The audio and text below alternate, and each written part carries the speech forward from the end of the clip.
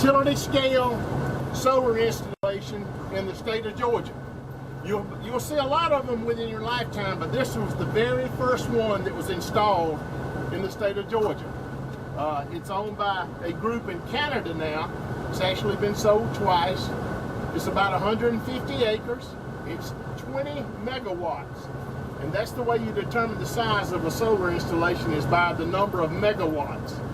And there's enough power generated out here on this site for about 6,000 homes when the sun is shining, which means that it powers all of Mitchell County's homes.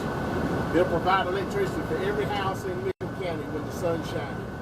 That's a lot of electricity, y'all.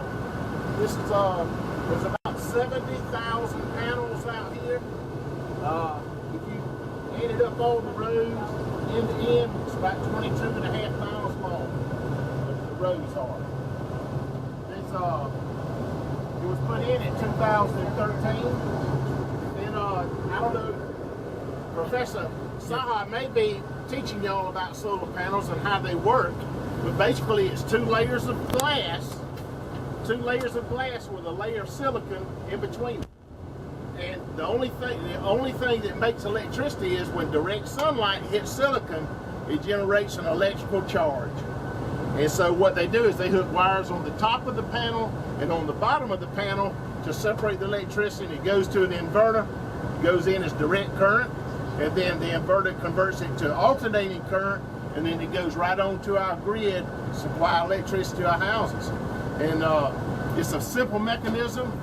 It just sits there. It doesn't put off any sounds, odors, emissions. It has no emissions whatsoever. And it's actually about the equivalent of a picture in a picture frame. It's very light. And actually the glass is the two layers of glass and the silicon probably, quarter of an inch thick or less. But it is impact resistant glass. So if you have a hailstorm or some object that hits it, it's pretty tough and durable. It takes a lot to break that glass. And it's basically an aluminum frame around it like a picture frame. And very, very simple. If you have one that malfunctions, it's like 4 screws that hold it on there. They undo the 4 screws, unplug the plug just like you would a plug in the house. They just plug together like Christmas tree lights. You just unplug it, put another one on there, plug it back in, and you can go again.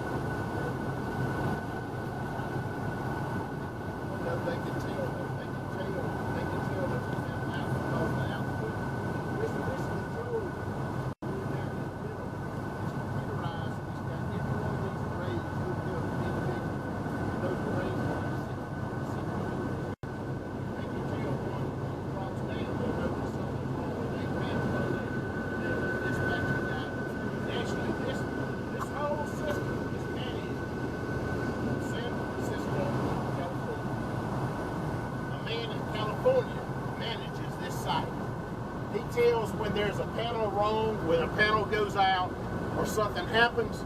He emails an individual over here in Albany, and he comes down here in the truck, and he tells him which one to look for, and they fix it.